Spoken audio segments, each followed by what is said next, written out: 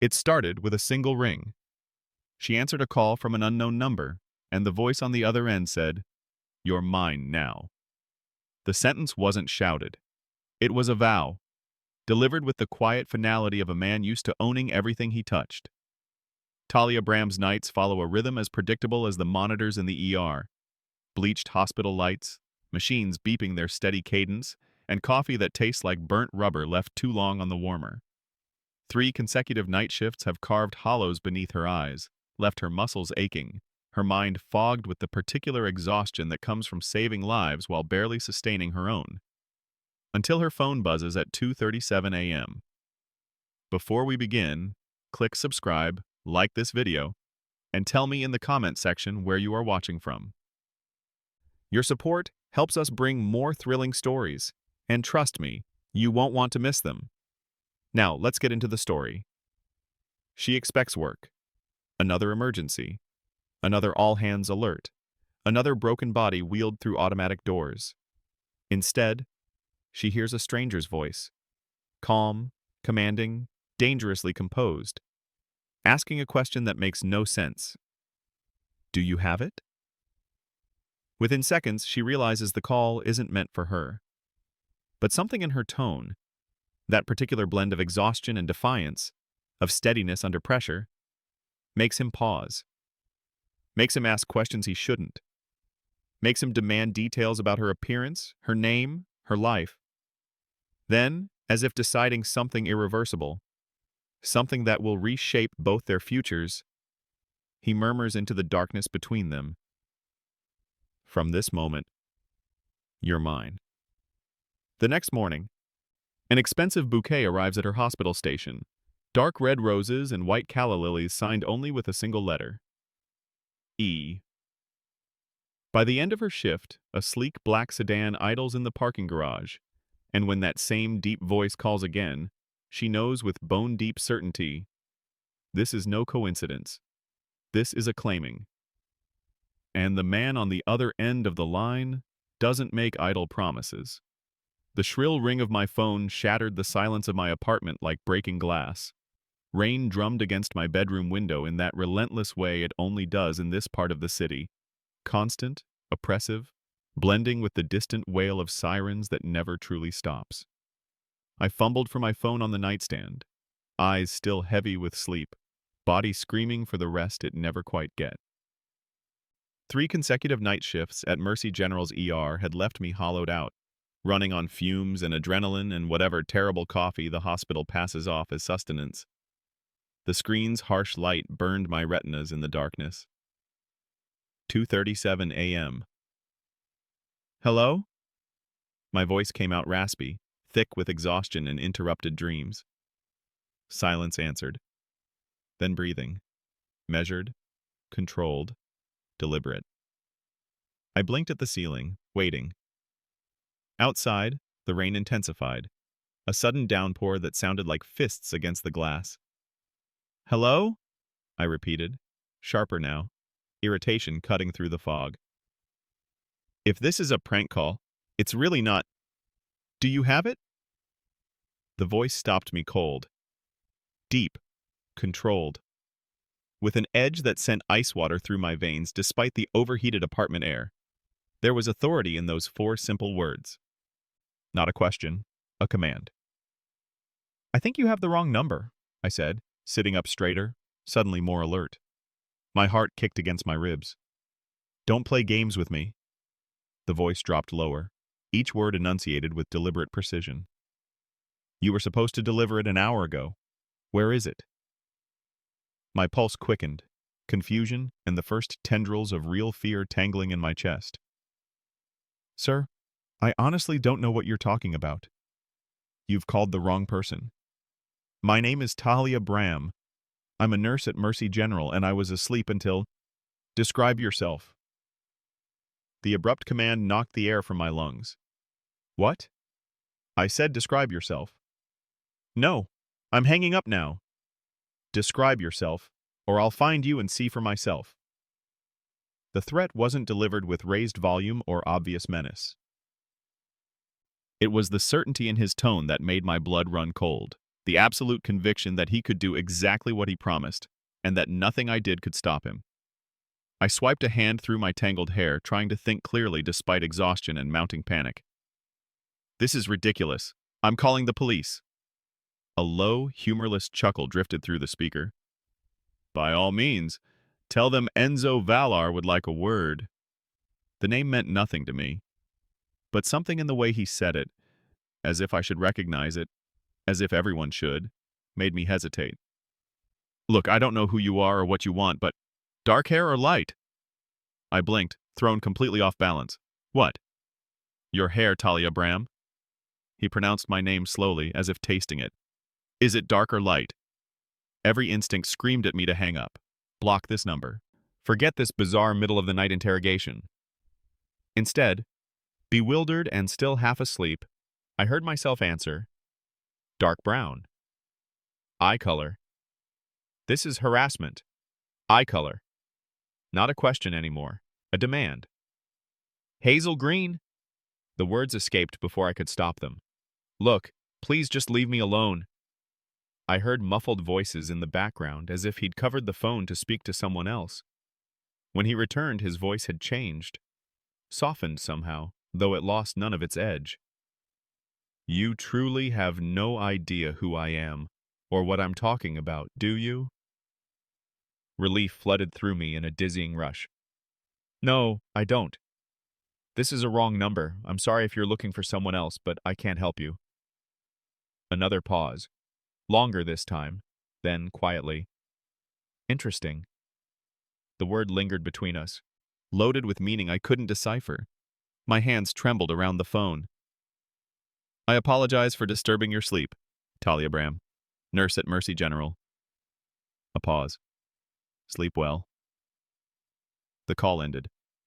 I sat motionless in my bed, clutching my phone, staring at the darkened screen as if it might suddenly explain what had just happened. Outside, the rain intensified to a roar, drumming against the window in an erratic rhythm that matched my racing heartbeat. I tried to convince myself it was nothing. A wrong number, a misunderstanding. Something I'd laugh about tomorrow over burnt hospital coffee with Tracy and the other nurses. But I couldn't shake the feeling that somehow, in answering that call, I'd made a terrible, irreversible mistake. I dragged myself through my shift the next day like a ghost haunting the ER corridors. The strange call clung to the edges of my consciousness as I moved from patient to patient, checking vitals, updating charts, administering medications, with the mechanical precision that comes from too many years doing the same routines. Mercy General was understaffed as usual, the emergency room overflowing with the aftermath of a multi-car pileup on the interstate. Blood and chaos and the sharp antiseptic smell that never quite leaves hospital air. By mid-afternoon, I'd almost convinced myself the nocturnal conversation had been a dream, my overtired mind playing tricks. You look like death warmed over, remarked Tracy, another nurse who'd been working at Mercy since before I was born. Her salt and pepper hair was pulled back in a severe bun, her sharp eyes assessing me over reading glasses perched on her nose. And that's saying something in this place. Thanks for the vote of confidence, I mumbled, updating a patient chart at the nurse's station. Tracy snorted. When I was your age, I worked doubles for a week straight during the '99 flu epidemic. You kids have no stamina. I didn't bother arguing. Tracy's work ethic was legendary, as was her complete lack of sympathy for what she called millennial fragility. There's a delivery for you at reception, she added, handing me another chart. Bed 7 needs their IV changed, by the way. I froze mid-reach. A delivery? I didn't order anything. Tracy shrugged, already moving toward the next patient. Well, someone likes you enough to send flowers. Must be nice. Flowers? I hadn't dated anyone in over a year. Not since the disaster with Marcus, the surgical resident who'd been seeing 3 other women simultaneously. My birthday wasn't for months, and my mother only sent practical gifts like wool socks or kitchen gadgets from discount stores. Curiosity propelled me toward reception during my break, dread coiling in my stomach with each step. The bouquet waiting for me was massive. A dramatic, almost aggressive arrangement of dark red roses and pristine white calla lilies that must have cost a fortune. The kind of flowers that don't come from a grocery store florist. The kind that make a statement. Dana, the receptionist, widened her eyes as I approached. "Secret admirer?" she asked, waggling her eyebrows suggestively. "Must be a mistake," I said, looking for a card, even as my hands trembled slightly. "No mistake. Guy who delivered them asked for Tahlia Bram specifically. Even made me verify your ID before he'd hand them over." She leaned forward conspiratorially. Cute too, in a scary kind of way. Built like a bouncer, all in black. She handed me a small cream envelope tucked among the blooms. My fingers shook as I opened it, a sense of foreboding washing over me even before I read the neat, precise handwriting inside. Wrong numbers sometimes lead to the right connections. Looking forward to making yours. E. The card had no phone number, no further explanation. Just that cryptic message and a single initial. E. Enzo. It had to be from him. The man who'd called me at 2:37 a.m. The man whose voice had haunted my dreams. "Who delivered these?" I asked Dina, trying to keep my voice steady and failing. "Some courier service I've never seen before. Guy in an expensive suit?" "Waited right there." She pointed to a spot near the automatic doors. "Until I confirmed you were on shift. Then he left without a word." "Did he say anything else?" "Nope." Dina studied my face, concern creeping into her expression. "You okay, Tahlia? You look like you've seen a ghost." "I'm fine." I forced something resembling a smile. "Just surprised. Would you mind keeping these at reception until my shift ends? They're too big for the break room." "Sure thing." As I walked back to the ER, my mind raced. How had he found me? I'd mentioned Mercy General during our brief conversation, but how had he discovered my full name, my shift schedule, the precise timing to ensure I'd be here when the flowers arrived? The thought sent a chill through me despite the hospital's perpetually overheated corridors. For the rest of my shift, I found myself glancing over my shoulder, studying the faces of visitors more carefully than usual, jumping whenever someone called my name. By the time I clocked out at 8 p.m., my nerves were scraped raw. I debated leaving the flowers behind. Something about accepting them felt like crossing a line, like acknowledging whatever game this man thought we were playing. But something about abandoning them felt even more dangerous, like rejection, like defiance. And though I couldn't explain why, that possibility frightened me more than acceptance. The hospital parking garage was dimly lit as always, despite years of staff complaints about safety. I clutched my pepper spray keychain in one hand, the unwieldy flower arrangement in the other, and hurried toward my aging Toyota Camry, parked in the far corner of level 2. I was so focused on reaching my car that I almost missed it. The black Mercedes sedan parked 2 spaces away, engine purring softly. Windows tinted too dark to see inside. I slowed. Alarm bells screaming in my head. That spot had been empty this morning. As I approached my car, the Mercedes's passenger door opened. I froze. Flowers clutched to my chest like a shield, pepper spray raised. A man stepped out, tall, at least 6'2", maybe more. Imposing in a perfectly tailored suit the color of midnight, expensive fabric that moved like water, custom fitted to broad shoulders and a lean, powerful frame. His movements were fluid, unhurried, the confidence of someone who'd never had to rush because the world bent around him. As he straightened and turned to face me, the parking garage's harsh fluorescent lights caught his features. Dark hair styled with precision, slicked back to reveal a face all sharp angles and stark masculinity. Strong jawline, clean-shaven, olive skin, a thin scar cutting through his left eyebrow, the only imperfection in an otherwise arresting face. And his eyes. Dark, penetrating eyes that seemed to look straight through me, stripping away every defense, every pretense, until I felt naked under that gaze. Tahlia Bram. His voice, that voice, instantly recognizable from the phone. It wasn't a question. I took an instinctive step backward. "How did you find me?" A slight smile played at the corners of his mouth, though it never reached those dark eyes.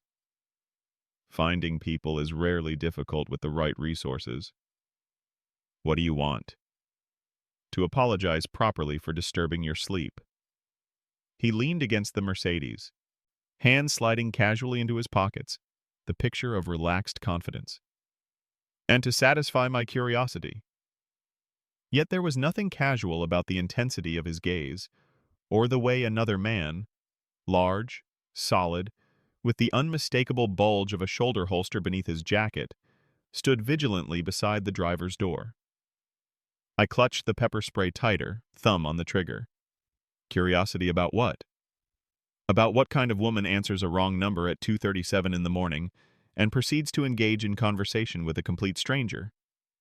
He tilted his head slightly, studying me like I was a puzzle he was determined to solve. Most would have hung up immediately. I was half asleep, I said defensively, and I'm a nurse. Answering calls at odd hours is part of my job. Ah, yes. The caretaker. Something shifted in his expression. Not quite softness, but a shade warmer than the cool assessment. Always putting others first. He gestured toward the flowers still clutched in my arms.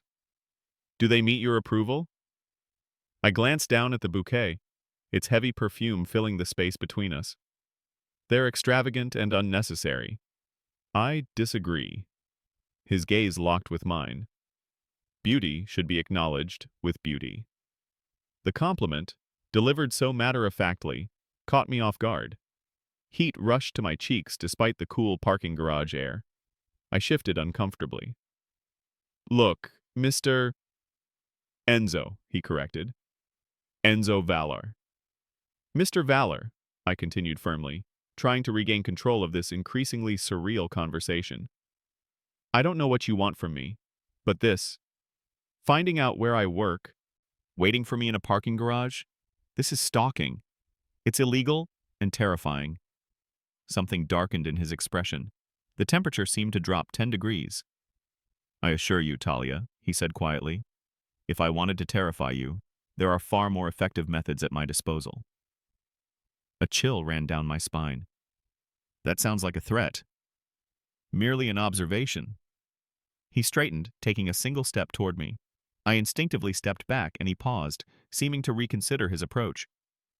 A muscle ticked in his jaw. I've made you uncomfortable, he said, and for the first time, something almost like regret flickered across his features. That wasn't my intention. What was your intention? He studied me for a long moment before answering, and in that silence, I could hear my own heartbeat thundering in my ears. To meet the woman with the voice that's been echoing in my head all day, he said finally. To see if her eyes were truly the color of sea glass as I imagined. Despite my fear, despite everything, heat rushed to my face. Well, now you've seen me, I managed. Mystery solved. Please leave me alone. What if I don't want to? The question hung in the air between us, loaded with implications that made my breath catch. Before I could formulate a response, the man by the driver's door spoke quietly but urgently. Boss, security patrol, 2 minutes out. Enzo's expression remained unchanged, but I sensed a shift in his posture. A nearly imperceptible tensing, a predator's awareness. It seems our conversation will have to continue another time.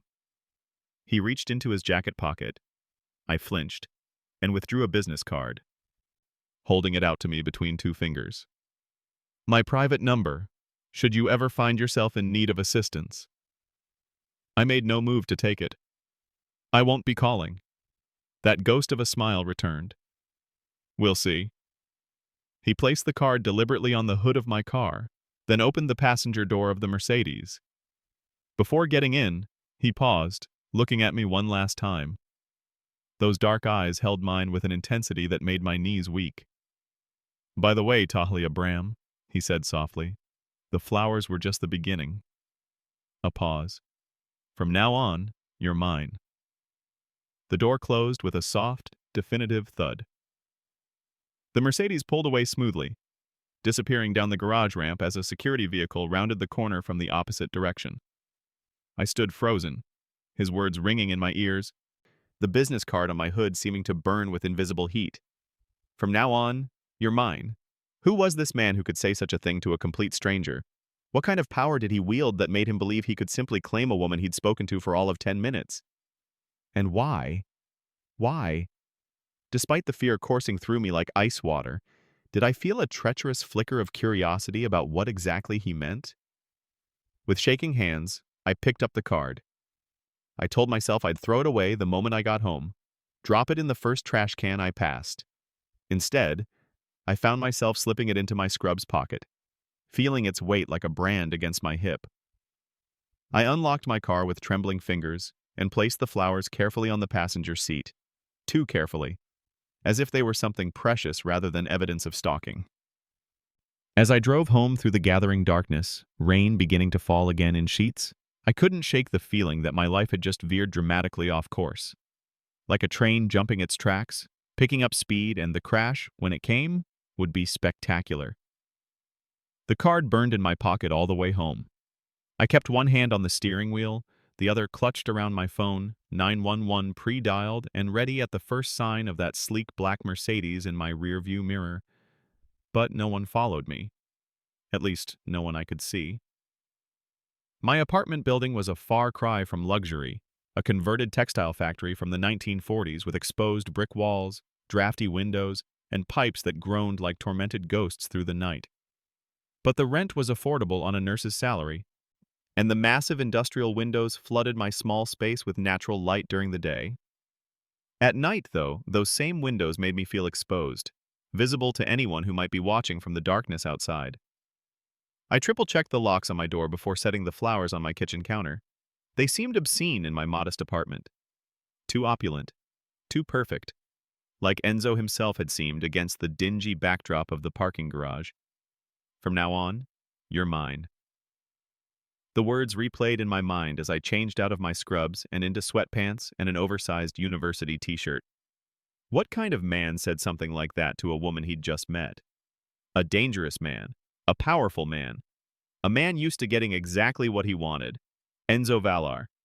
I pulled out my laptop, curiosity overcoming better judgment, and typed his name into the search bar. The results were surprisingly sparse for someone who carried himself with such absolute authority.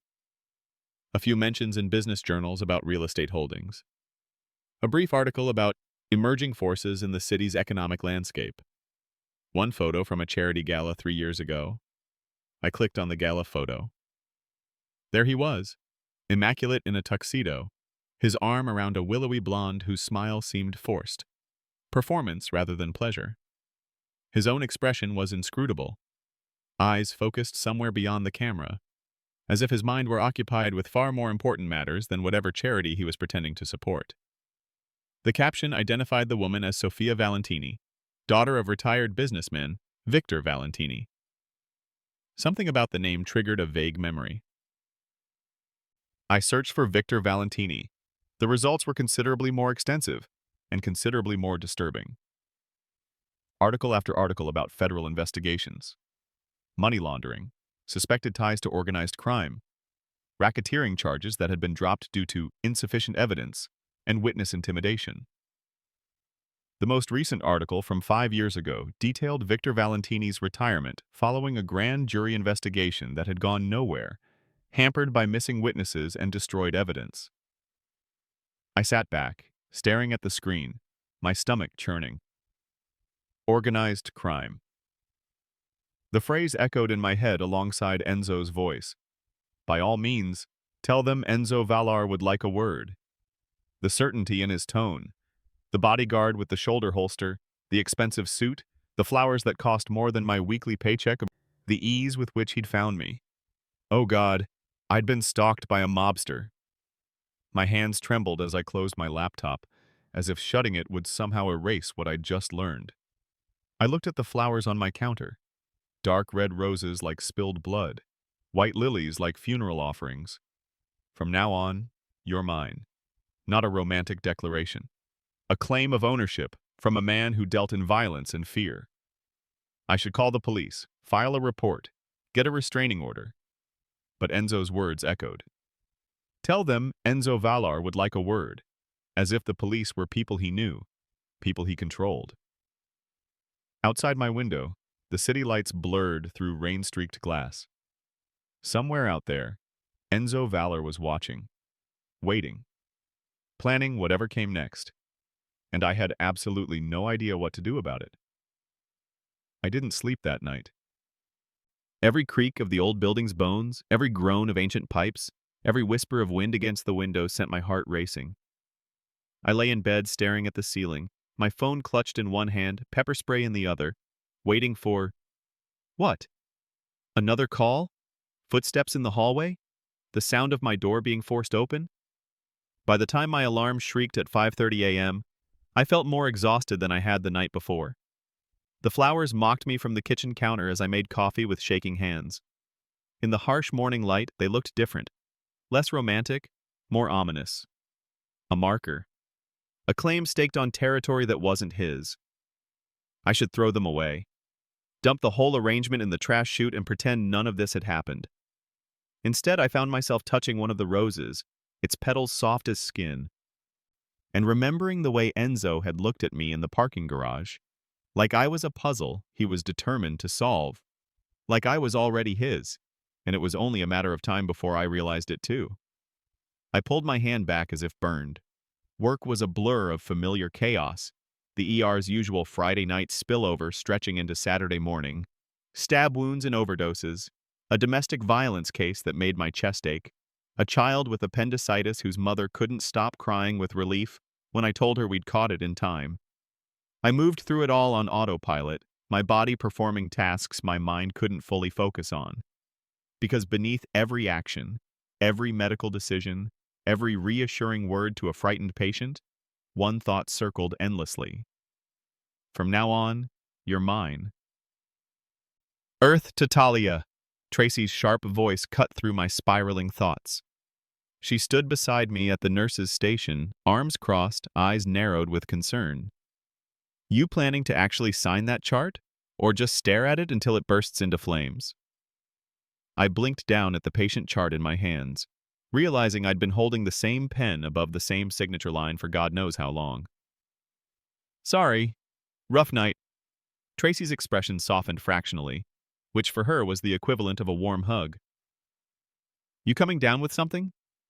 You look like hell twice warmed over, and that's being generous. Just didn't sleep well. She studied me with the kind of penetrating gaze that came from 3 decades of reading people in crisis. Man trouble?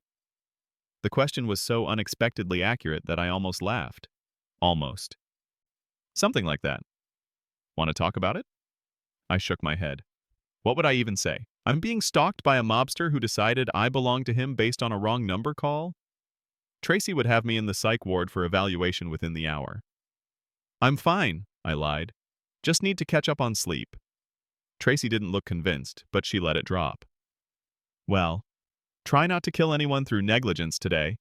We're already short-staffed. She paused, then added more gently. And if you need anything at all, you know where to find me. The unexpected kindness made my throat tight. Thanks, Tracy. She waved me off and disappeared toward the trauma bay, leaving me alone with my thoughts and the growing certainty that I was in far deeper trouble than I knew how to handle. My shift should have ended at 4:00 p.m., but we were slammed, and I couldn't leave my replacement drowning. By the time I finally clocked out at nearly 7:00, dusk had settled over the city like a bruise, purple and threatening. I changed out of my scrubs in the locker room, my movements mechanical, pulled on jeans and a sweater, tied my hair back, checked my phone. No missed calls, no messages. Somehow that felt worse than if Enzo had called again. The silence felt like the calm before a storm. The parking garage was even more poorly lit than usual, half the fluorescent tubes flickering or dead entirely. My footsteps echoed too loudly on the concrete as I made my way toward level 2, keys clutched between my fingers like makeshift weapons. My Camry sat where I'd left it that morning, looking small and vulnerable under the harsh lights. And 2 spaces away, like a predator that had been patiently waiting all day, sat the black Mercedes. My breath caught. For a wild moment, I considered turning around, going back inside, calling someone. Anyone. But my feet kept moving forward, pulled by some mixture of defiance and that treacherous curiosity I couldn't seem to shake. The passenger door opened as I approached. Enzo stepped out, and even though I'd seen him last night, even though I'd spent hours replaying every moment of our encounter, the reality of him still hit like a physical force. Tonight he wore charcoal gray instead of midnight black, a suit that probably cost more than 3 months of my rent, fitted perfectly to his broad shoulders and lean frame. His dark hair was immaculate, his jaw sharp enough to cut glass. But it was his eyes that held me captive, dark, intense, burning within focus that made me feel simultaneously seen and hunted. Tahlia. My name on his lips sounded like a caress and a claim all at once. I hope you're not planning to use those keys as weapons. I'd hate for our second meeting to end in violence. I realized I was still holding my keys in a defensive grip. I didn't lower them. What are you doing here? Waiting for you. He said it as if it were the most natural thing in the world, as if stalking someone in a parking garage was perfectly reasonable behavior. This is harassment. I could call the police. That slight smile played at his lips again, the one that never reached his eyes. You could, but we both know you won't. The certainty in his voice made anger flare hot in my chest, burning away some of the fear. You don't know anything about me, don't I? He took a single step closer, and I forced myself not to retreat. You're 27 years old. You've worked at Mercy General for 4 years. You live alone in a converted factory apartment on 7th Street. You take your coffee black with 2 sugars.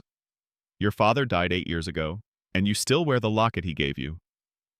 My hand flew instinctively to my throat, fingers closing around the silver locket hidden beneath my sweater. The casual invasion of my privacy, the thorough research he'd done, should have terrified me. It did terrify me. But it also confirmed what I'd suspected. Enzo Vallar was far more dangerous than a simple stalker. How do you know about my father? The question came out shakier than I wanted. Something shifted in his expression. Not quite sympathy, but something closer to understanding. I make it my business to know things, Tahlia, especially about people who interest me. I don't want to interest you. And yet, here we are. He gestured between us, as if the space separating us was charged with something inevitable. That locket. May I see it? No. I took a step back now, protective instinct overriding pride. His eyes sharpened with interest. Does it open? That's none of your business. Humor me. No. We stared at each other, and I watched something like approval flicker across his features, as if my defiance pleased rather than frustrated him. Boss! The bodyguard's voice from beside the Mercedes. Movement, 3rd level. Enzo's attention never wavered from me. How long? 2 minutes. He moved then, closing the distance between us in 3 smooth strides. I stumbled backward until my shoulders hit my car, trapped between steel and the solid wall of his presence. He didn't touch me. Didn't need to. The heat radiating from his body, the intensity of his gaze, the subtle scent of expensive cologne and something darker underneath, all of it overwhelmed my senses. That locket, he said softly, contains something that belongs to me, and I always collect what's mine. I don't have anything of yours. Not yet, you don't. His hand moved and I flinched, but he only placed something on the roof of my car. Another business card. But you will, and when you're ready to stop running from this, from me, you'll call that number. I won't. You will. His certainty was absolute, unshakable. Because whether you accept it yet or not, Tahlia Bram, from the moment you answered that call, your life became entangled with mine, and I don't let go of what's mine. He leaned in closer, not touching, never quite touching, but close enough that I could feel his breath against my temple when he spoke. The locket, Tahlia. Check the locket. Really check it. And when you find what's hidden inside, you'll understand why I can't let you go. Then he was moving away, returning to the Mercedes with that same fluid grace. The door closed. The engine purred to life. And as the black sedan disappeared into the descending night, I stood frozen against my car, his business card burning against my palm, his words echoing in my head. Check the locket. My hand closed around the silver heart at my throat, feeling its familiar weight with new uncertainty. What had my father hidden? And what had I unknowingly carried against my heart for 8 years? I drove home on autopilot, Enzo's words looping endlessly through my mind. Check the locket. Really check it. My hand kept drifting to my throat, fingers closing around the familiar silver heart that had rested against my skin for 8 years. My father's last gift, given to me 3 days before the warehouse fire that killed him. I'd been 19, home from my first semester of nursing school, and he'd pressed it into my palm with shaking hands. Keep this safe, he'd said. Keep it close. Always. I'd thought he meant it sentimentally, a father's way of keeping his daughter tethered to him even when she was away at school. I'd worn it every day since his death, a talisman against grief, a physical reminder that once, someone had loved me unconditionally.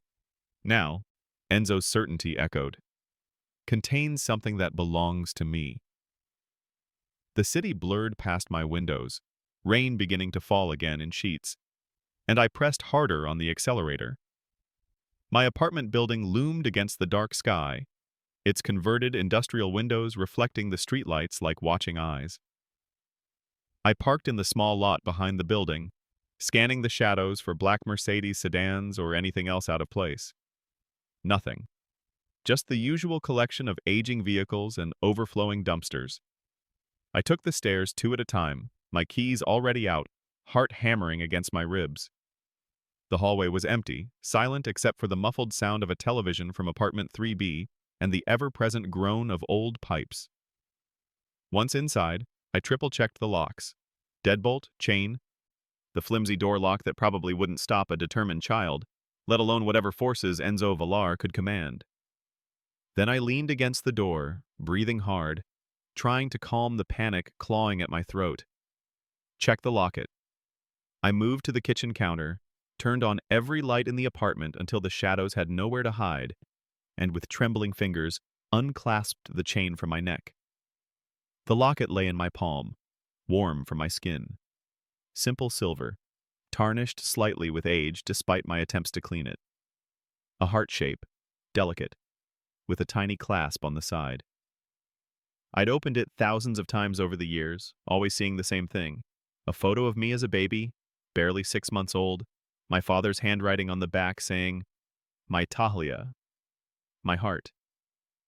I opened it now, the tiny hinge giving its familiar soft click. The baby photo stared back at me, faded and creased. Nothing unusual. Nothing. My phone rang, the sound so sudden and sharp in the silence that I nearly dropped the locket. Unknown number. My thumb hovered over the decline button, but I already knew who it was. Already knew I'd answer. Hello? Have you checked it? Enzo's voice, calm and measured, as if he'd been waiting by his phone for my call. I'm looking at it right now.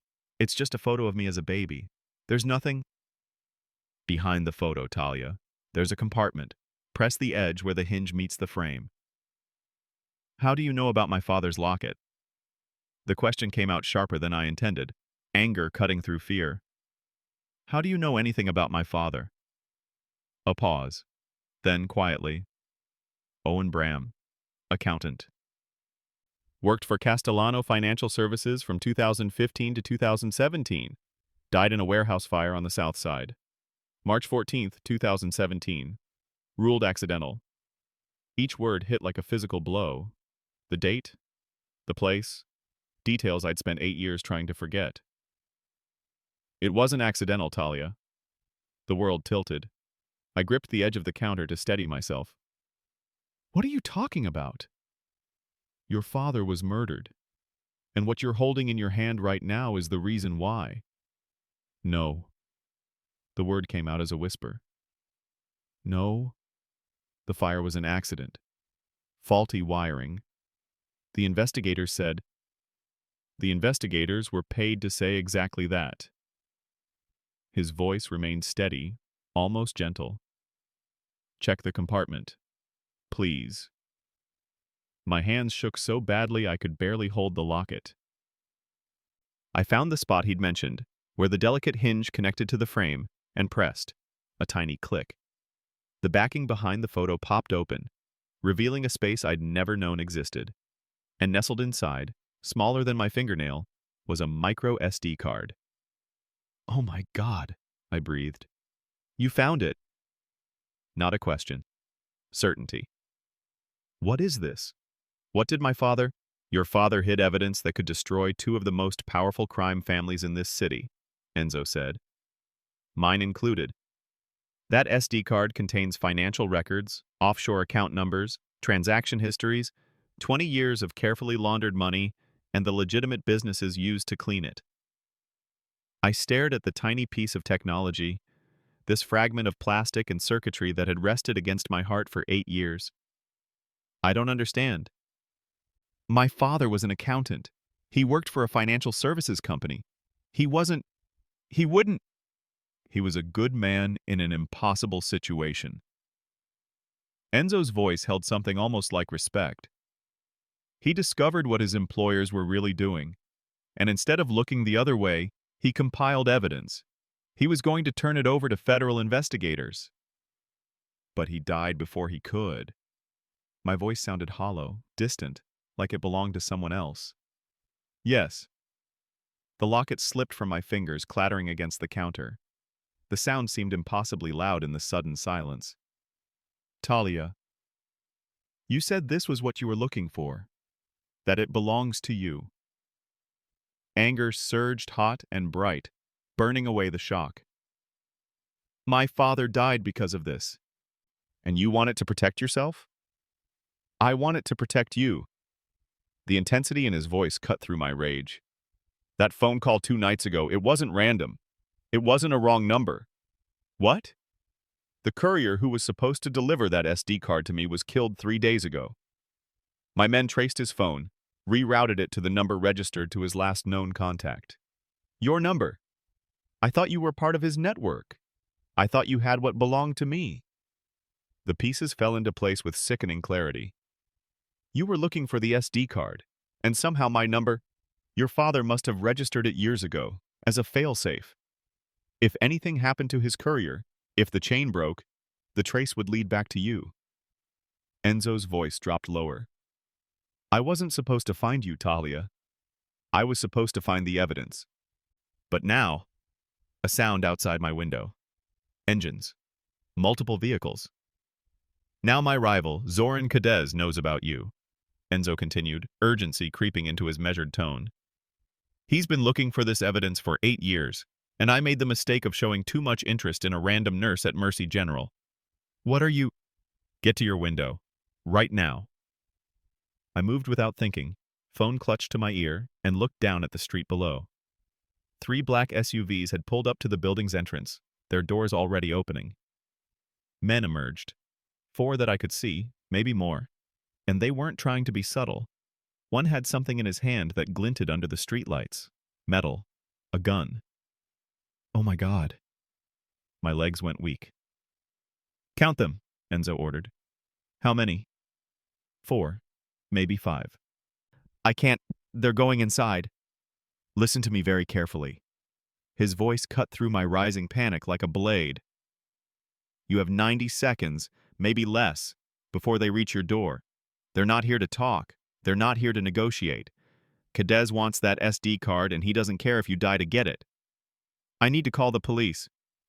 They have 2 officers on their payroll in every precinct. By the time clean cops arrive, you'll be dead." A pause. "I'm 2 blocks away, Tahlia, but you need to move. Now." "This is insane. This can't be." "You have to decide right now. Die tonight, or trust me." Below, the building's entrance door opened. The armed men disappeared inside, heading for the stairs, heading for me. My apartment was on the 4th floor. How long would it take them? 1 minute? 2? "Tahlia," Enzo's voice, sharp now, commanding. "Do you want to live?" I grabbed the SD card from the counter, shoved it in my pocket along with the locket, and ran for my door. "Tell me where to go." "Back stairwell," Enzo's voice commanded through the phone. East side of the building. Move. I grabbed my purse, shoved my wallet and phone charger inside with shaking hands. The SD card and locket went into my jeans pocket, pressed against my thigh like a brand. No time for anything else. No time to think about what I was leaving behind. The sound of heavy footsteps echoed in the hallway outside my door. I ran. The back stairwell was rarely used, a narrow, dimly lit shaft that smelled of mildew and decay. My footsteps clattered against metal stairs as I flew downward, one hand on the railing, the other clutching my phone to my ear. "I'm in the stairwell," I gasped. "Keep moving. Don't stop. I'm in the alley behind your building." Above me, the fourth floor door burst open with a crash that reverberated through the entire stairwell. Voices shouted in a language I didn't recognize. Harsh, urgent, angry. They'd found my apartment empty, which meant they knew I was running. I took the stairs 3 at a time now, reckless, my heart hammering so hard I thought it might burst from my chest. Second floor. First floor. The exit loomed ahead, a metal door with a crash bar that promised either salvation or a dead end. "I'm almost there." 10 seconds, Enzo said. "When you come through that door, run straight ahead. Don't look back." I hit the crash bar with my shoulder, and the door exploded outward into the rain-soaked alley. The black Mercedes was already there, passenger door flung open, engine roaring. But it wasn't alone. A second vehicle, the same bodyguard from the parking garage, stood beside the driver's door, and in his hands was a gun. "Move!" he shouted. I ran. Behind me, the stairwell door crashed open again. Shouts, the sound of feet pounding against wet pavement, then gunfire. The sound was nothing like the movies. Sharper, louder, echoing off the brick walls of the alley like thunder. I dove for the Mercedes, my ER training suddenly kicking in, overriding panic with cool procedure. "Get low. Protect your head. Keep moving." Hands grabbed me, strong, sure, and hauled me into the car. The door slammed shut. More gunfire, closer now, and something shattered the rear window in an explosion of safety glass. "Go!" Enzo's voice, sharp as a blade. The Mercedes lurched forward, tires screaming against wet asphalt. I was thrown back against the seat, barely registering that Enzo's arm had wrapped around me, holding me steady as the car fishtailed around the corner. "Evo?" Enzo called toward the front. "I'm good, boss." The bodyguard's voice was steady despite the chaos. "They're following. 2 vehicles." I twisted to look through the shattered rear window. Headlights blazed through the rain, close and getting closer. "How fast can you lose them?" Enzo asked. "Fast enough." Evo's voice held grim confidence. The Mercedes accelerated, the engine's roar drowning out everything else. We careened through the city streets, running red lights, weaving between late-night traffic. Behind us, the SUVs matched every move, gaining ground. Another burst of gunfire. Bullets pinged off metal, and I flinched instinctively into Enzo's side. "Breathe, Tahlia." His voice was calm, steady, an anchor in the chaos. "In through your nose, out through your mouth. 4 counts in, 4 counts out." It was the same technique I used with panicking patients in the ER. The familiarity of it cut through my terror, giving me something to focus on besides the violence erupting around us. In, 2, 3, 4. Out, 2, 3, 4. "Good," Enzo murmured. "Just like that." Evo took a hard right, then another, navigating a maze of narrow streets I didn't recognize. The pursuing vehicles fell back slightly, struggling with the tight turns. Then we were on the highway, the Mercedes opening up, eating distance. The SUVs tried to keep pace, but Evo drove like he'd been born behind a wheel, threading between cars with precision that should have been impossible at this speed. 10 minutes later, the headlights behind us had vanished. I couldn't stop shaking. Enzo's estate rose from the darkness like something out of a Gothic novel, all stone and iron, surrounded by walls that seemed designed more for a prison than a home. Surveillance cameras tracked our approach. Guards materialized from the shadows, checking the vehicle before waving us through massive gates that closed behind us with an ominous clang. "Welcome to my home," Enzo said quietly. Prison, I thought. This is a prison. But I was too numb, too exhausted, too overwhelmed to argue, as Ivo opened my door and Enzo guided me inside with a hand at the small of my back. The interior was all dark wood and leather, expensive art on walls that probably cost more than my entire apartment building. But I barely registered any of it. My mind kept replaying the gunfire, the shattered glass, the reality that people had just tried to kill me. Enzo led me to a study lined with books, poured amber liquid into a crystal glass, and pressed it into my hands. Drink, he ordered. I obeyed automatically. The whiskey burned going down, harsh and grounding. Your father, Enzo said, settling into a chair across from me, his dark eyes never leaving my face, was my father's accountant, one of several who handled the legitimate side of our business operations. Legitimate. The word tasted bitter. There's nothing legitimate about any of this. No, he agreed. There isn't.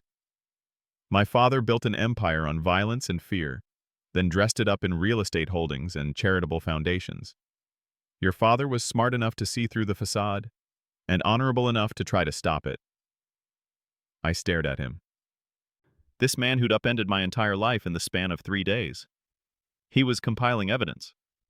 For 2 years, banking records, transaction histories, names of everyone involved in both the Vallar and Cadiz operations.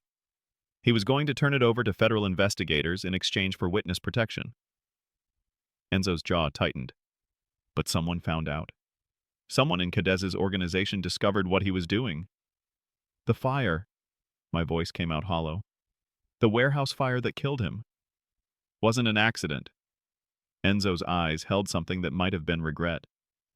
I'm sorry, Tahlia. Your father was murdered to protect secrets that men like my father and Cadiz built their empires on. The whiskey glass slipped from my fingers, tumbling to the expensive rug below. I didn't bend to pick it up. Couldn't move. Could barely breathe. You're saying... My voice cracked. You're saying my father's death.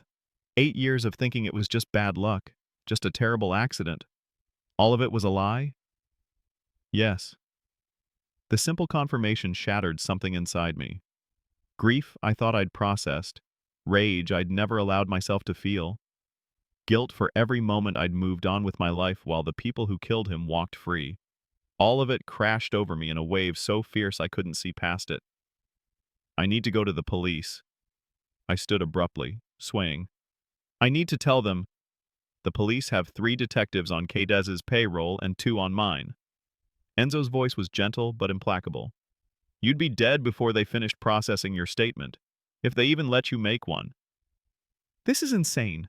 This can't be. I can't just... You can stay here under my protection until we decode that SD card and figure out how to use it without getting you killed. He stood as well, moving closer. Or you can walk out that door, and I give you 12 hours before Cadiz's men find you. Maybe less. I wanted to argue. Wanted to scream that this wasn't my life, that I was a nurse, that I saved lives instead of being caught up in whatever violent underworld my father had died trying to expose. But the shattered rear window of the Mercedes, still dripping rain and glass in the driveway outside, told a different story. How long? I asked finally, defeated. As long as it takes. I looked at him. Really looked at him. This man who'd claimed ownership of me based on a wrong number, who'd researched every detail of my life, who'd just saved me from armed killers in a rain-soaked alley. I don't trust you, I said quietly. I know. Something flickered in his dark eyes. But you're alive, and as long as you're under my protection, you'll stay that way. It wasn't a promise. It was a vow. And despite everything, despite the fear and anger and grief churning in my chest, I believed him. Hours later, after Enzo had shown me to a guest room that was larger than my entire apartment, after I'd locked the door and checked the windows and finally collapsed on a bed that felt like sleeping on a cloud, I stared at the ceiling and tried to process everything that had happened. My father, murdered. The locket, carrying secrets worth killing for. And Enzo Vallar, the man who'd pulled me into his world with a single phone call. From now on, you're mine. I understood now what he'd meant. Not romance. Not even desire. Possession. In his study below, Enzo stood at the window overlooking the grounds, a glass of whiskey in his hand, watching the surveillance feeds flicker across a monitor. Tahlia Bram, sleeping fitfully in his guest room. Safe. Protected. His. She didn't know it yet. Didn't accept it. But the moment she'd answered that call, her fate had become entangled with his in ways neither of them could escape. He should feel guilty. Should regret pulling an innocent woman into the violence that defined his world. Instead, he felt only certainty. She was his to protect. His to keep. And he didn't let go of what belonged to him. 3 days. 3 days of living in a gilded cage, pacing the boundaries of Enzo's estate like a restless animal. 3 days of surveillance cameras tracking my every move, of guards stationed at every entrance, of the weight of the SD card in my pocket becoming heavier with each passing hour. 3 days of waiting for something, anything to happen. The estate was beautiful in the way museums are beautiful, meant to be admired from a distance, never touched.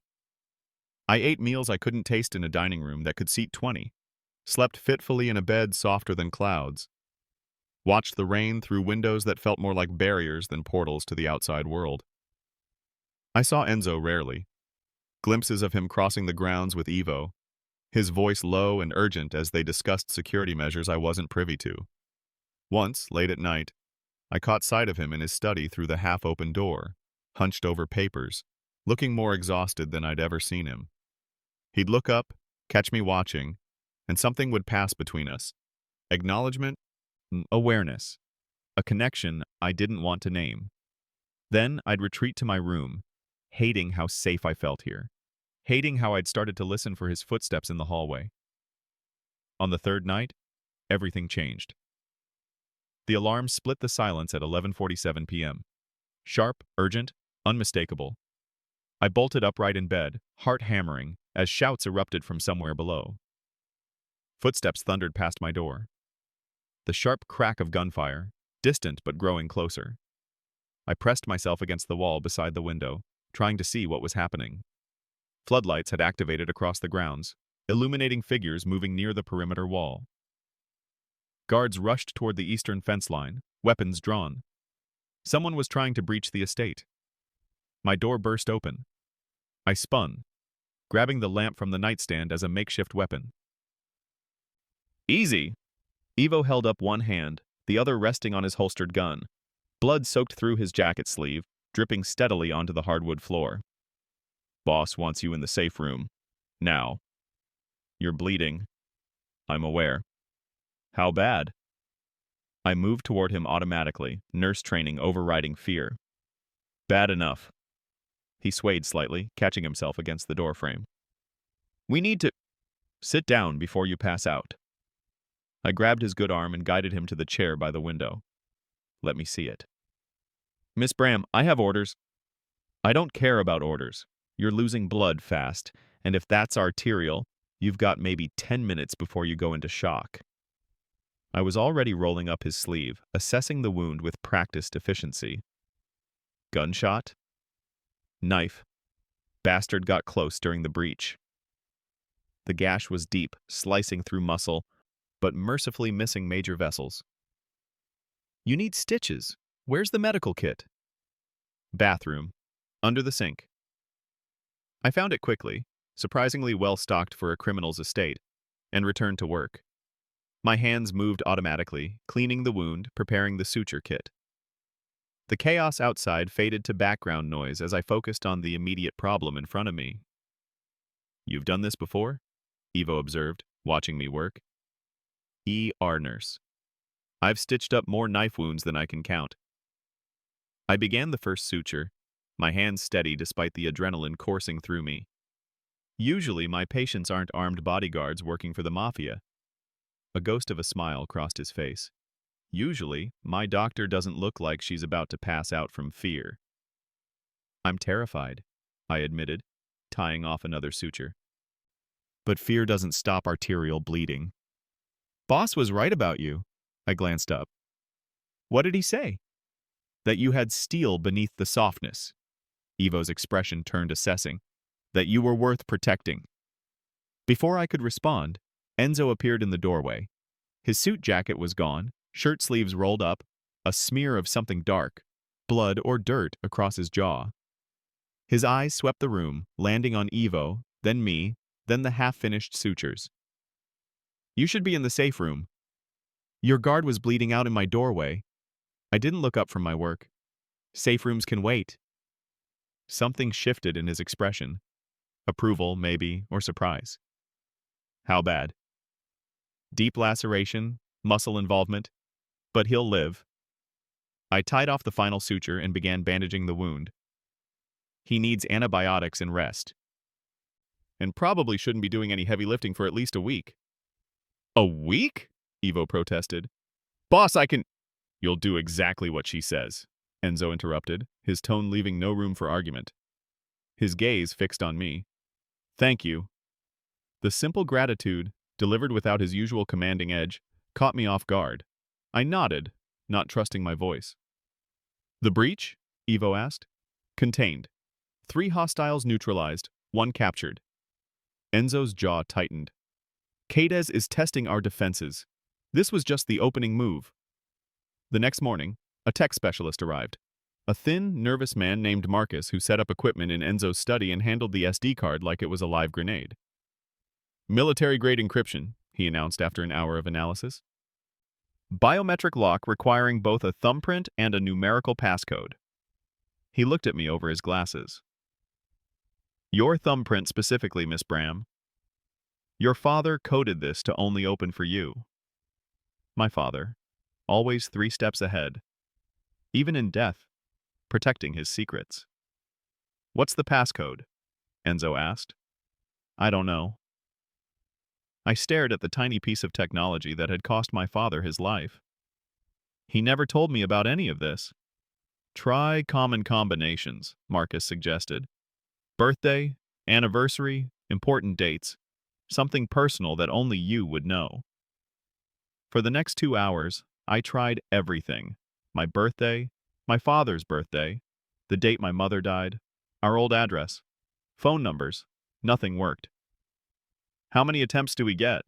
Enzo asked. Marcus's face went pale. Best guess?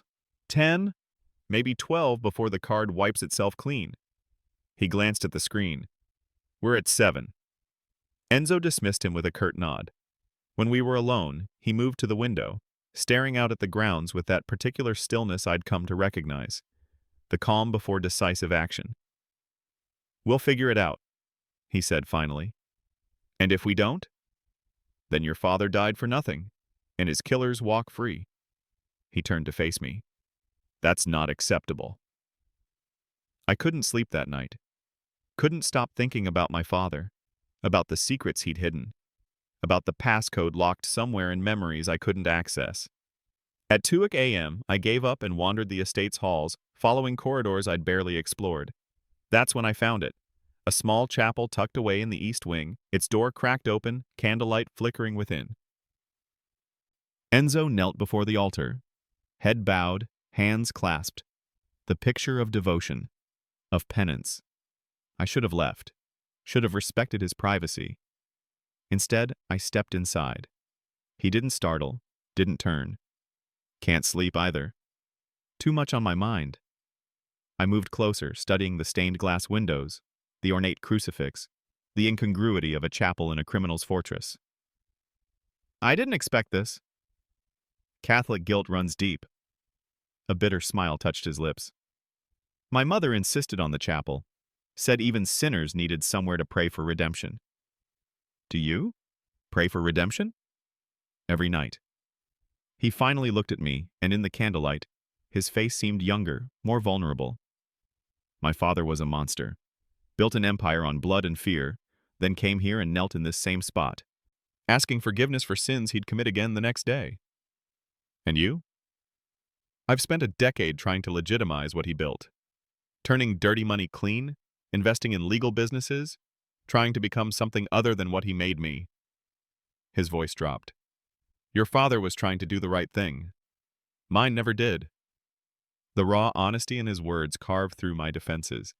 I sat in the pew beside where he knelt, close enough to feel the warmth radiating from him. If you're so different, I said quietly, why am I a prisoner? His dark eyes met mine, burning with intensity. Because the alternative is your death, and I've already decided that's not acceptable. Why? The question escaped before I could stop it. Why do you care? He stood then, moving closer, and I had to tilt my head back to hold his gaze. Because from the moment you answered that phone, something changed. You were supposed to be a means to an end. A way to recover what was stolen from me. His hand lifted, almost touching my face before falling away. But you became something else entirely. What? I breathed. Mine. The word hung between us, charged with meaning that went far beyond possession. And for the first time since this nightmare began, I didn't want to run from it. The alarms shattered the moment. Louder, more urgent than before, Enzo's entire demeanor shifted in an instant, going from vulnerable to lethal. Stay here. What's happening? Quedez isn't probing anymore. His voice was cold, controlled. This is the real assault. The explosion shattered the east wing windows, the concussive force so powerful I felt it in my chest like a second heartbeat. RPG, Enzo said, already moving. His hand closed around my wrist, pulling me toward the chapel door. They're not holding back this time. Gunfire erupted across the grounds. Not the scattered shots from 3 nights ago, but sustained automatic fire that sounded like the world tearing apart. We ran through corridors I barely recognized, Enzo navigating with the certainty of someone who'd planned every escape route long before he'd need it. Study, he commanded, pushing me through a doorway. Stay low, away from windows. The room that had seemed like a sanctuary now felt like a trap. All exposed glass and inadequate cover. I crouched behind Enzo's massive desk as another explosion rocked the mansion, closer this time. Plaster dust rained from the ceiling. Through the window, I could see muzzle flashes lighting up the darkness like deadly fireflies. Enzo's men had taken defensive positions, but they were being pushed back, overwhelmed by sheer numbers. Enzo moved to a wall panel, pressed something. A hidden compartment opened, revealing an arsenal that would make a military unit jealous. He selected a handgun with practiced efficiency, checking the magazine. How many? I heard myself ask. Too many.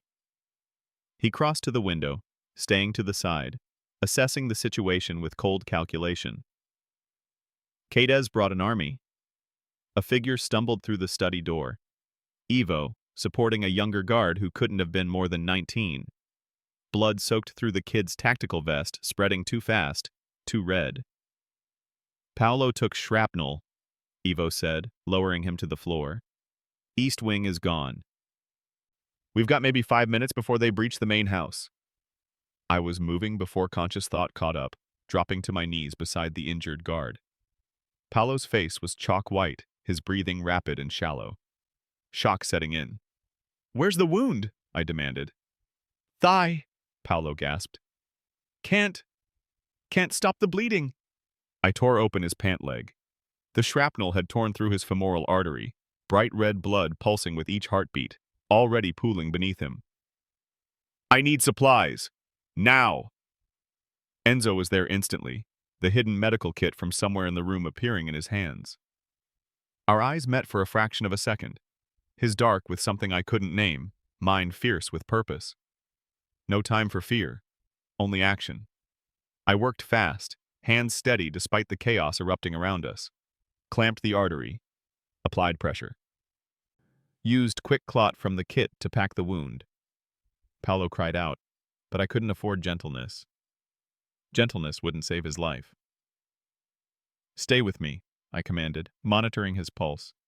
Deep breaths. You're going to be fine. Liar, he managed, but color was already returning to his face. Another explosion, close enough to rattle the windows. Enzo had moved back to his position, coordinating with his men through an earpiece, but I felt his attention on me, watching, assessing. When I finally looked up, hands covered in Paolo's blood, Enzo's expression had shifted into something I hadn't seen before. Not possession, not control, respect. East Wing compromised, Ivo reported, helping Paolo to his feet. Boss, we need to move her, now. Enzo's jaw tightened. Wine cellar, execute Protocol 7. Protocol 7. As if escaping a military assault was just another Tuesday night for him. We moved as a unit, Enzo leading, Ivo and another guard supporting Paolo, 2 more guards flanking me. The wine cellar was accessed through the kitchen, down stone steps that seemed to descend into the earth itself. Enzo moved along the back wall, counting bottles, found the one he wanted, and pulled. A section of the wall swung inward, revealing a tunnel that stretched into darkness. Of course you have a secret tunnel, I muttered. My father was many things. Unprepared wasn't one of them. Enzo gestured us forward. Move! Quickly! The tunnel was narrow, claustrophobic, lit by emergency lighting that cast everything in sickly yellow. We half ran, half stumbled through the passage, Paolo's labored breathing echoing off stone walls. Behind us, muffled explosions continued, each one a reminder of how close we'd come to death. The tunnel seemed endless. My lungs burned, legs screaming. Then finally, blessedly, we emerged into an industrial area I didn't recognize. All abandoned warehouses and rusted equipment. A nondescript van waited, engine running. We piled inside just as the distinctive whump-whump of helicopter blades cut through the night air. Down, Enzo commanded, and we dropped as searchlights swept overhead, turning night into harsh day for 3 eternal seconds. Then darkness again. The van accelerated, no lights, navigating streets by memory or instinct. I couldn't stop shaking now that the adrenaline was wearing off. The reality of what had just happened crashing over me. Enzo's estate, his fortress, was burning. We'd barely escaped with our lives. Where are we going? I asked when I could finally speak. Enzo sat across from me in the van's cargo area, somehow still composed despite the blood and plaster dust covering his clothes. Somewhere Cades won't think to look. He leaned forward. Your father. Where did he feel safest? I blinked, confused by the question. What? Before everything fell apart, before he knew what he was caught up in, where did he go to feel safe? Memory rose unbidden. Early mornings, fishing lines in still water, my father's rare smile. The lake cabin, North Ridge Lake. We went every summer until... I trailed off. Until he died. Enzo's voice was gentle. He glanced at Ivo in the driver's seat. North Ridge Lake, the Bram property. Something cold settled in my chest. How do you know about the cabin?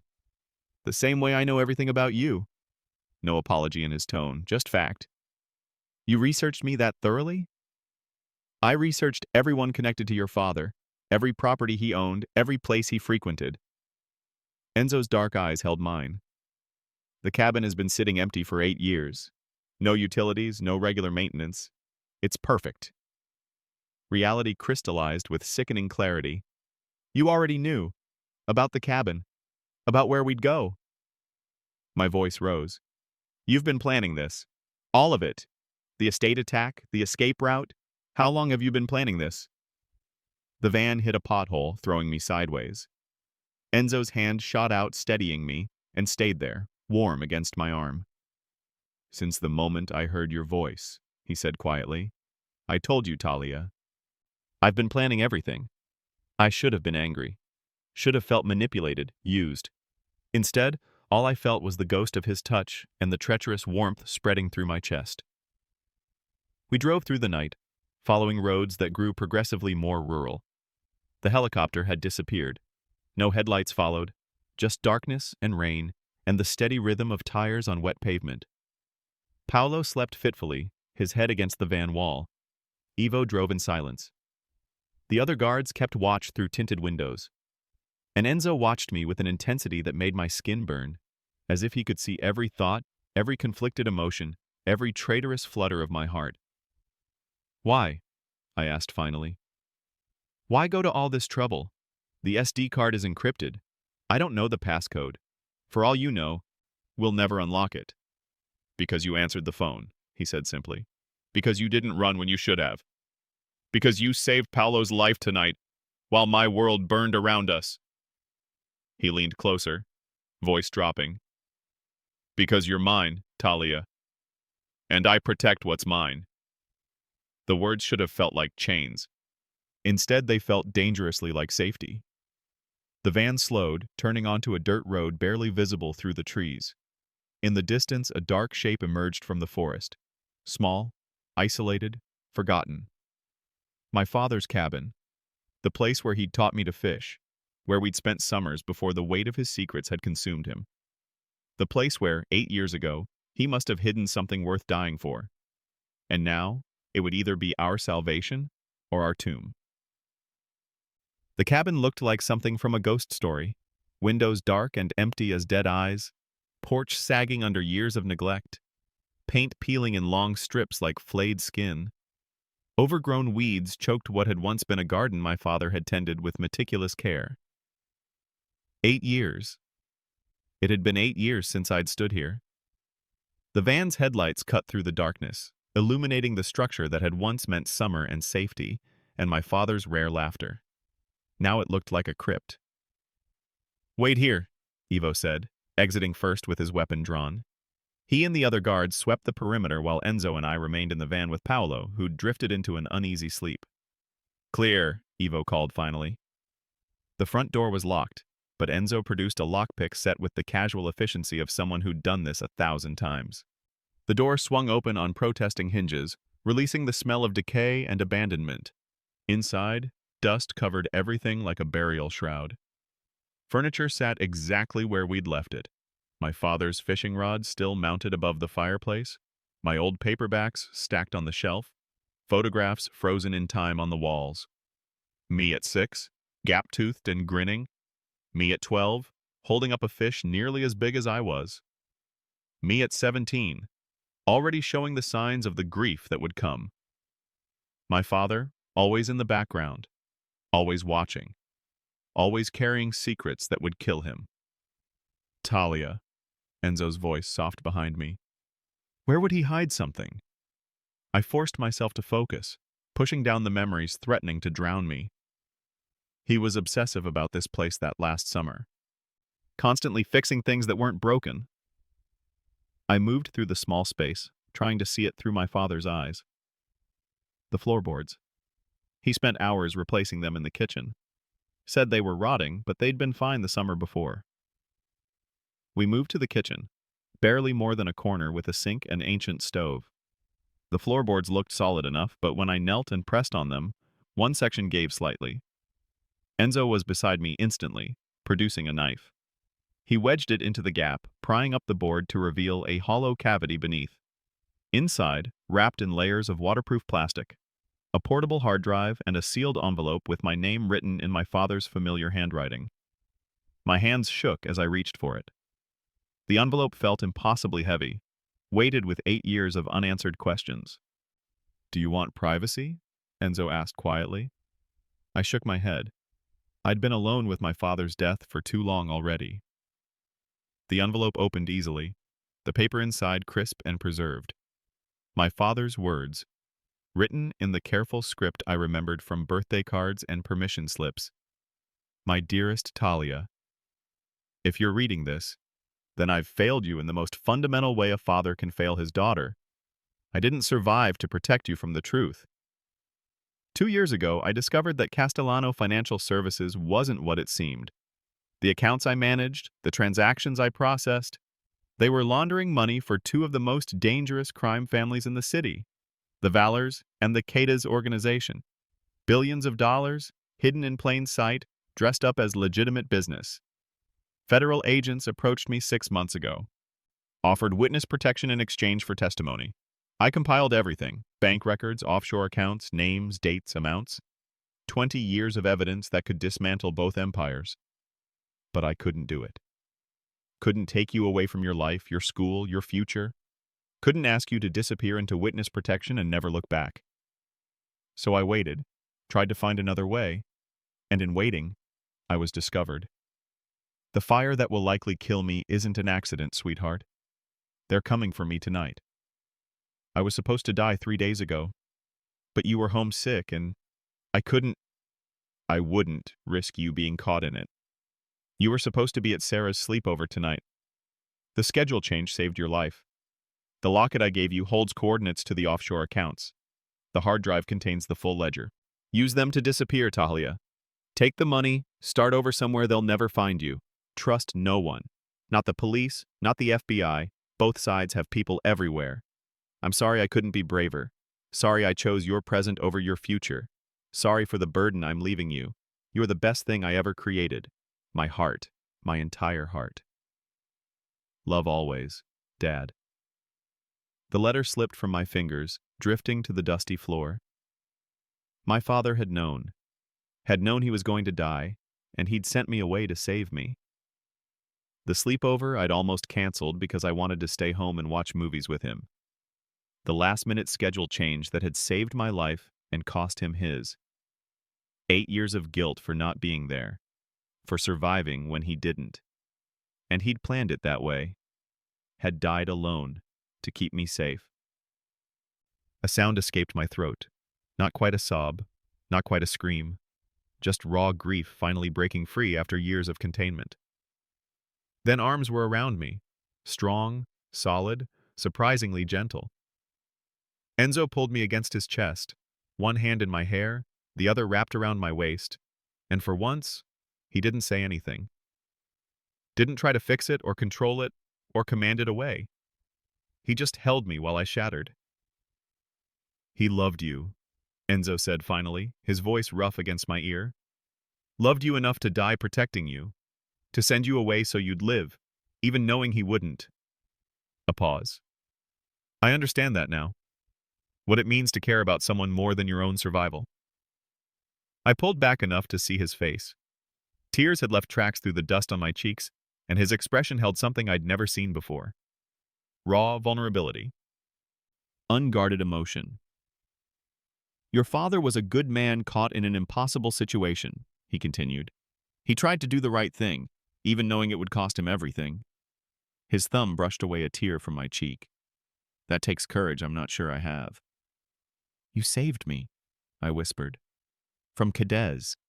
From the attack on the estate. You could have just taken the SD card and left me to die. No. The word was absolute. I couldn't. From the moment I heard your voice, leaving you wasn't an option. The cabin felt smaller suddenly, the space between us charged with something dangerous and inevitable. His hand still cupped my face, and I found myself leaning into it, seeking warmth, seeking comfort, seeking him. The moment stretched, fragile and perfect. Ivo's phone buzzed, shattering the silence. Enzo stepped back, the vulnerability in his expression closing like a door. Ivo pulled out his phone, checked the screen, and his face went carefully blank. Need to check the perimeter, he said, already moving toward the door. Ivo. Enzo's voice stopped him. Who was that? Unknown number. Probably wrong. Show me. A beat of silence. Then Ivo's jaw tightened almost imperceptibly. It's nothing, boss. I'll handle it. Show me. But Ivo was already outside, the door closing behind him with quiet finality. Enzo stared after him, and I watched something cold and lethal slide over his features. The man who'd held me moments ago disappeared, replaced by the Mafia boss who'd built an empire on reading betrayal before it struck. What is it? I asked. Ivo's been with me for 12 years, since he was 14. Enzo moved to the window, watching his lieutenant's silhouette against the tree line. I raised him, trusted him with everything. You think? I think someone just sent him a message he doesn't want me to see. His hand rested on the gun at his hip. And in my world, secrets between brothers mean only one thing. Betrayal. The hard drive sat on the counter between us, containing evidence worth killing for. My father's legacy. the truth that had cost him his life. And somewhere outside, Ivo stood in the darkness, holding secrets that might cost us ours. Enzo moved like a shadow, slipping out the back door before I could stop him. Through the grimy window, I watched him approach Ivo's silhouette among the trees, each step deliberate, predatory. "Who did you message?" Enzo's voice carried through the still night air, cold as winter steel. Ivo turned, and even from a distance I could see the conflict written across his features. "Boss, I can explain. Who did you message?" "Cadez has my sister." The words tumbled out in a rush, desperate and broken. "He took Elena 3 days ago. Said he'd kill her if I didn't—" He never finished the sentence. Headlights blazed through the trees from multiple directions, pinning the cabin in harsh white light. Engines cut off. Doors opened. The distinctive sound of weapons being readied. We were surrounded. "Get down!" I shouted to Paolo, who'd woken at the commotion. The 2 other guards were already moving, taking positions at windows, weapons drawn. Enzo and Ivo stood frozen in the clearing, caught between the cabin and the approaching forces. Then Enzo moved, shoving Ivo toward the cabin with brutal force. "Inside. Now!" They burst through the door as the first shots rang out. Warning fire, meant to intimidate rather than kill. Not yet, anyway. "How long?" Enzo demanded, slamming Ivo against the wall. "How long have you been feeding him our location?" "Since the estate." Ivo's voice cracked. "I'm sorry, boss. I didn't have a choice. He showed me video of Elena, said if I didn't cooperate, there's always a choice." Enzo's gun was out now, pressed under Ivo's chin. "You chose your sister over your family, over her." He jerked his head toward me. "I'm sorry," Ivo whispered. "I'm so sorry." A voice boomed through a megaphone, distorted but unmistakable. "Enzo Vallar, we have you surrounded. 12 men, all armed. You have nowhere to go." Zoran Cadez. I recognized the name from my research, from my father's letter. The other crime boss. The man who'd ordered my father's death. "Send out the girl and the hard drive," Cadez continued. "Walk away, Vallar. This doesn't have to end with more bodies." Enzo moved to the window, assessing the situation with cold calculation. I counted shadows in the tree line. Cadez hadn't been lying. We were outnumbered at least 3-1. "You know I can't do that," Enzo called back. "Then everyone dies, including the nurse." A pause. "I'm not an unreasonable man, Vallar. I'll even let you live. All I want is what Owen Bram stole from me." Enzo turned to look at me, and I saw him making calculations, weighing options, saw the exact moment he decided to sacrifice himself. "No." I crossed to him before I could think better of it. "Don't you dare." "Tahlia, you said I'm yours." I grabbed his arm, forcing him to meet my eyes. "That means you're mine too. We don't surrender. We don't trade lives. We fight." Something fierce and wild blazed in his dark eyes. "There are 12 of them." "Then we'd better make every shot count." I grabbed the hard drive from the counter, shoved it and the locket into my jacket pocket. "Where's the cellar?" "Trap door, under the rug." He caught my wrist as I moved past. "When this starts, you stay down. No matter what happens. Promise me." "When this ends," I countered, "you're still breathing. Promise me." His hand came up, cupping my face with surprising gentleness. For one heartbeat, I thought he might kiss me. Instead, he pressed his forehead to mine. "I promise."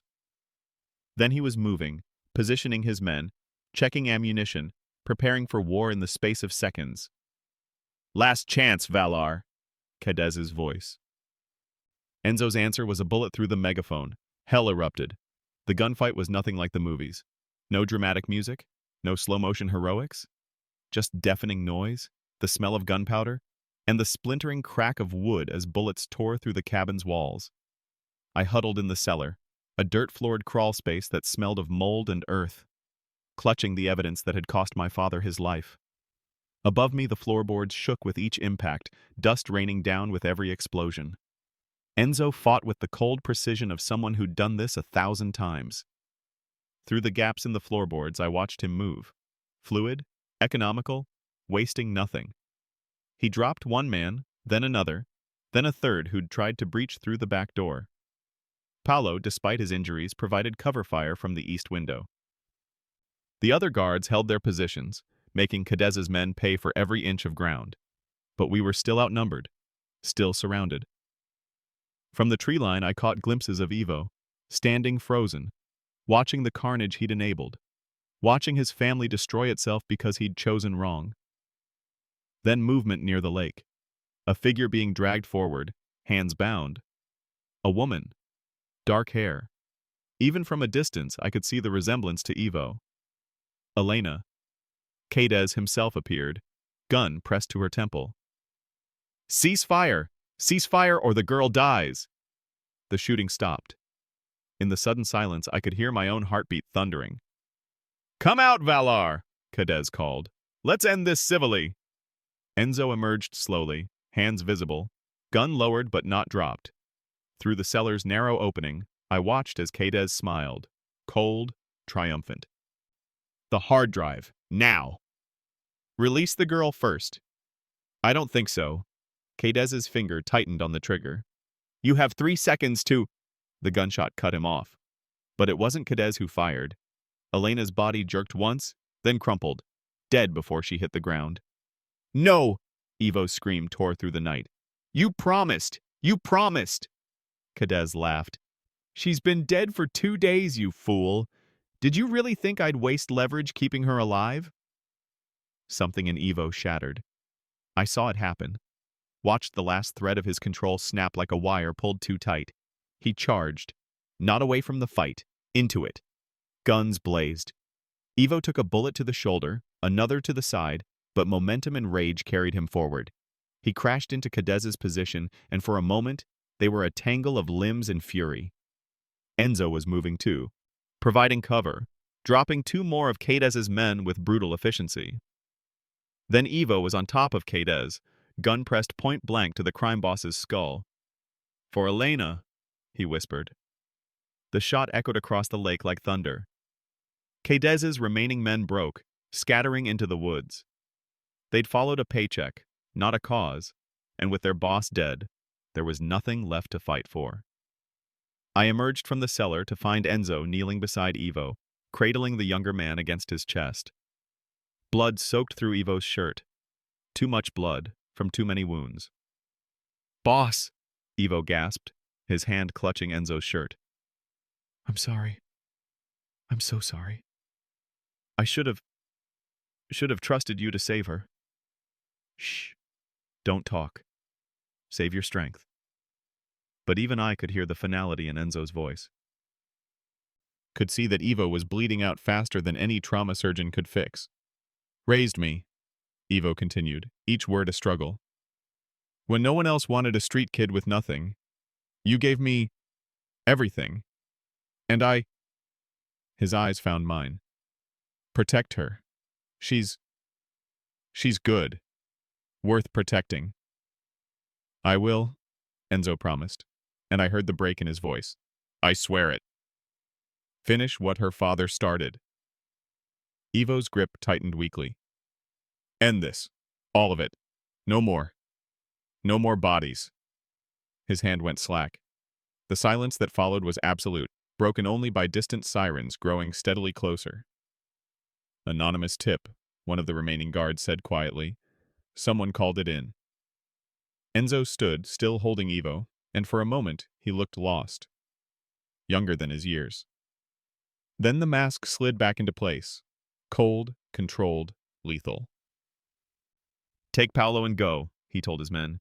"Different directions. Lose yourselves. I'll contact you when it's safe." "Boss. Go." They went. Enzo turned to me, and I saw something break behind his eyes. "There's a boat, hidden at the dock. We have maybe 3 minutes." We ran. The lake was black as oil, reflecting nothing. The boat was small, ancient, but the engine caught on the first try. As we pulled away from shore, red and blue lights painted the cabin's windows. Enzo steered us toward the far shore, toward darkness and uncertain safety. Behind us, my father's cabin, the last place he'd felt safe, burned with the same fire that had taken his life. And in my pocket, the evidence that had cost so many lives waited to destroy what remained of the empires built on blood. 2 weeks after the cabin, I sat in a windowless federal building and destroyed 2 criminal empires with my father's evidence. The hard drive contained everything: 20 years of meticulous documentation, bank records, offshore accounts, transaction histories linking legitimate businesses to laundered money, names, dates, amounts.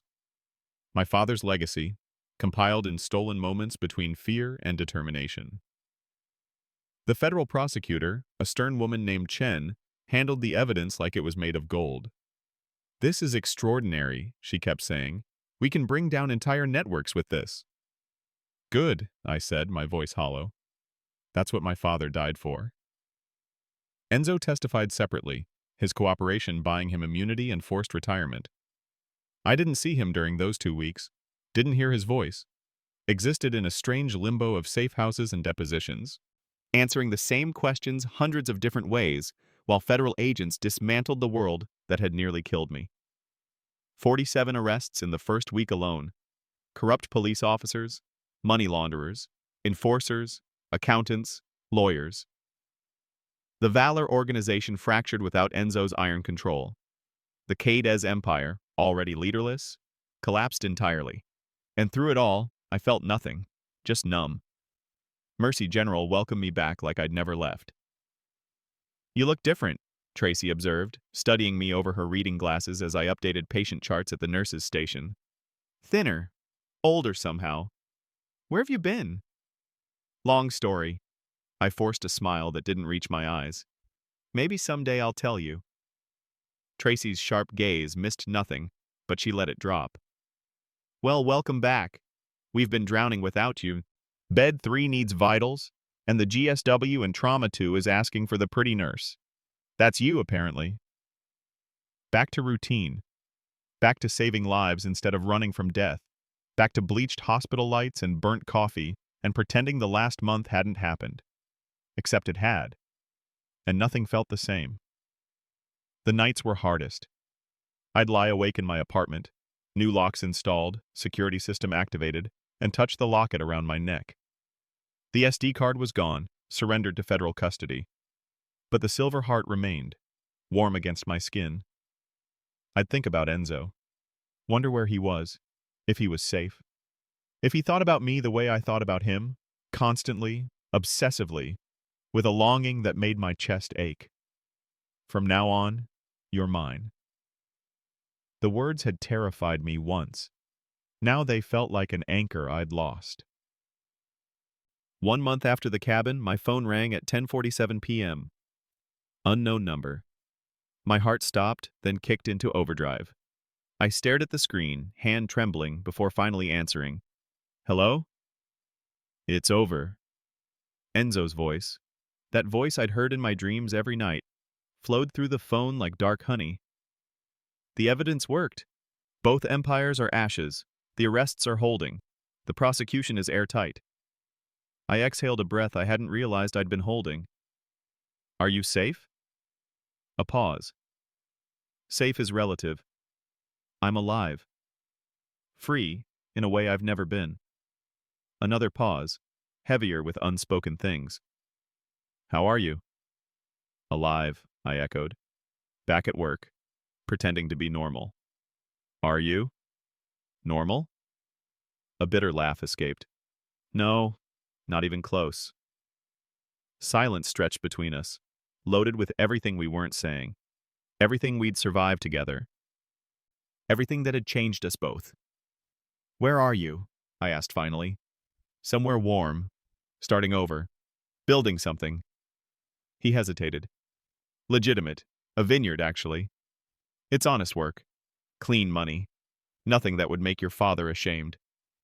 The mention of my father made my throat tight. "That's good. I'm glad." "Are you?" His voice dropped lower, more intimate. "Glad that I'm gone?" "No." The word escaped before I could stop it. "No, I'm not glad. Tahlia, I never properly thanked you, I interrupted, for saving my life, for protecting me when you didn't have to, for helping me finish what my father started. You're thanking me? Something that might have been a laugh.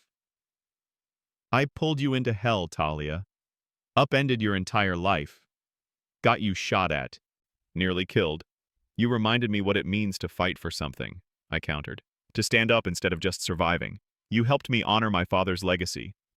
I touched the locket. So thank you. The silence that followed felt different, charged. I told you once, Enzo said quietly, that you're mine. My breath caught. I remember. I meant it. Still mean it. Even though I have no right to. Even though you deserve better than a man with blood on his hands. Enzo. But if that claim goes both ways, he trailed off. If you'll have me. If you want. Where exactly is somewhere warm? I interrupted, my heart racing. Another pause. Then, carefully, Tuscany, a small villa outside Siena, 20 acres of vineyard, very civilian. I've always wanted to see Italy. The words tumbled out. I took Italian in college and never got to use it. Tahlia. My name sounded like a prayer. There's a first-class ticket to Rome waiting at the airport. Tomorrow night. Your name. No pressure, no expectations. But if you don't show, you'll come back for me? I asked, even though I already knew the answer. No. His voice was soft, certain. I'll wait, as long as it takes. Because you're mine, Tahlia Bram. And that means I'm yours, for as long as you'll have me. The call ended. I sat in my apartment, phone clutched in my hand, and for the first time in a month, I felt something besides numbness. I felt alive. The airport was chaos. Families reuniting, businessmen rushing to gates, the endless announcements echoing through two bright terminals. I stood in front of the departure board, single suitcase at my feet, locket around my neck, and stared at the listing. Rome. Gate 42. Boarding. 8:45 p.m. Behind me lay everything familiar. My job, my apartment, the life I'd built carefully, safely, without risk. Ahead lay uncertainty, a man I'd known for barely a month, a future with no guarantees. Final boarding call for Flight 4728 to Rome. I looked back once at the city lights visible through the terminal windows. Thought about my father, about the courage it took to stand against impossible odds, about the legacy he'd left me. Not just evidence, but the example of fighting for what's right, even when it costs everything. Mine, I whispered. Then I grabbed my suitcase and walked toward Gate 42. The crowd swallowed me, pressing forward, a river of humanity flowing toward distant destinations. I let it carry me, moving with purpose now, with certainty. My phone buzzed. One message, from an unknown number. I see you. Gate 42. I couldn't wait. I stopped, scanning the crowd. And there, standing beside the gate, dressed in jeans and a simple black shirt, looking more human and less dangerous than I'd ever seen him, was Enzo. Our eyes met across the distance. He smiled, a real smile, warm and unguarded, nothing like the cold control I'd first known. And I smiled back. The first genuine smile in weeks, maybe months. Then I was running. Running toward the man who'd claimed me with a phone call, who'd protected me through hell, who'd shown me that love could be born from chaos and still be real. Running toward a future neither of us had planned, but both of us wanted. He caught me as I reached him, arms wrapping around me, pulling me close. And when his lips met mine, the airport disappeared. The noise, the crowds, the uncertainty, all of it fading into nothing. Because I was home, not in a place, not in a city or country, in him. You came, he murmured against my lips. You waited, I replied. Always. His forehead pressed to mine. I told you. You're mine. And you're mine, I whispered back. The final boarding call echoed overhead. Enzo grabbed my suitcase with one hand, kept the other firmly in mine, and together we walked through the gate. Toward Tuscany. Toward vineyards and honest work, and a life built on something other than blood and fear. Toward whatever came next. Together. It started with a single ring. She answered a call from an unknown number, and the voice on the other end said, "You're mine now." And in the end, against all odds, in spite of everything that tried to destroy them, he was right. It started with a single ring. She answered a call from an unknown number, and the voice on the other end said, "You're mine now." And in the end, against all odds, in spite of everything that tried to destroy them, he was right. Sometimes the wrong number leads you exactly where you're meant to be. Sometimes fate calls at 2:37 a.m., and sometimes the most dangerous thing you can do is answer. But Tahlia Bram answered anyway, and she'd do it again. And that's where we leave Tahlia and Enzo, in an airport terminal hand in hand, walking toward a future neither of them planned, but both of them chose. From a wrong number to a vineyard in Tuscany. From fear to trust. From you're mine to we're ours. Love born from chaos. Redemption earned through blood. And two people who learned that sometimes the most dangerous call you'll ever answer is the one that saves your life. If you loved Tahlia and Enzo's story, don't forget to like this video and subscribe to the channel for more thrilling romance stories where danger meets desire, and where the wrong choice might just be the right one. Hit that notification bell so you never miss a story, because next time, we're diving into another tale of forbidden attraction, dangerous secrets, and the kind of love that breaks all the rules. Drop a comment below. Would you have answered that call? Would you have gotten on that plane? Let me know. Until next time, stay curious, stay brave, and remember, sometimes the best stories start with a single ring. See you in the next one.